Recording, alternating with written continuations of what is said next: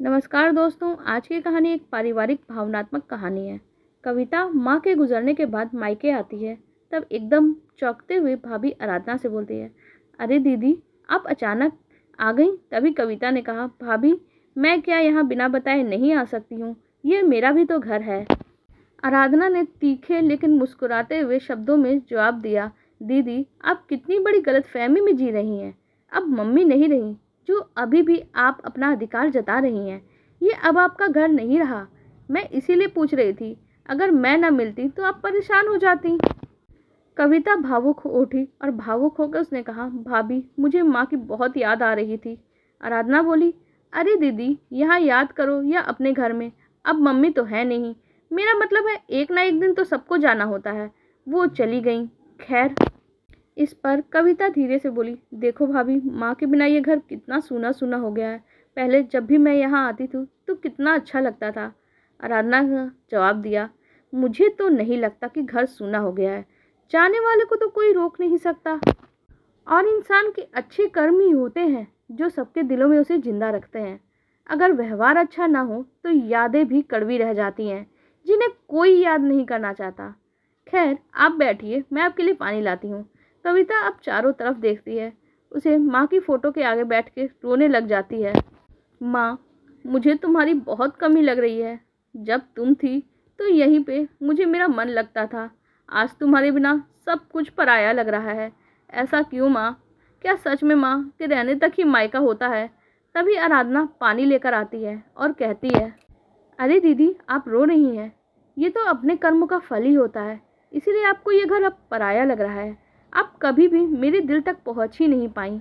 कविता चौंक जाती है। भाभी ये क्या कह रही हो? कविता की इस बात पे आराधना की आंखों में कुछ पुराने दर्द उभर आते हैं। भूल गई दीदी, आप कैसे मुझे परेशान करती थी। मम्मी जी और आपने तो मेरा जीना मुश्किल कर दिया था।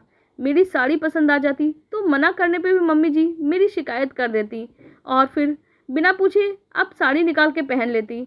और जब मेरी तबीयत नहीं ठीक होती थी तब भी मुझसे पूरे घर का काम पूरे दिन करवाती थी।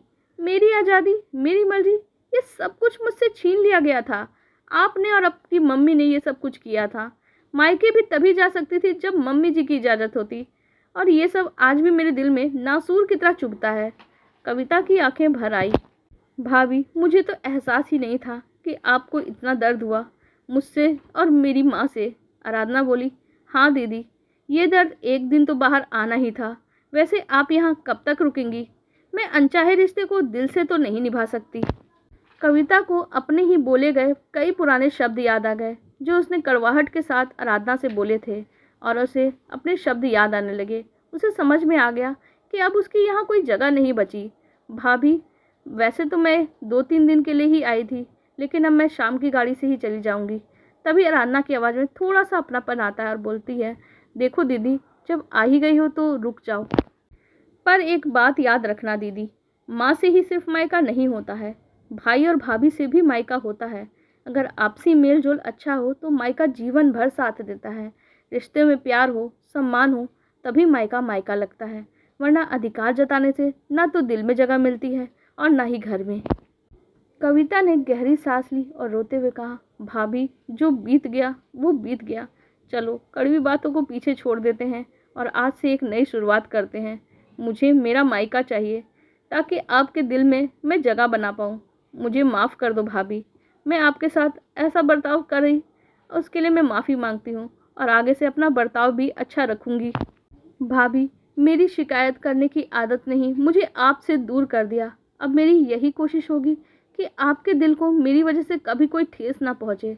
कविता रोती हुई भाभी के गले लग गई और बोली, मुझे समझ में आ गया है, माँ से नहीं, भाभी और भैया से ही मायके की दहलीज बनी रहती है, और जिस बेटी का मायका हो उसकी ससुराल में भी अहमियत बनी रहती है। आराधना भी भावुक हो गई। दीदी, ये दरार तो धीरे धीरे भर जाएगी।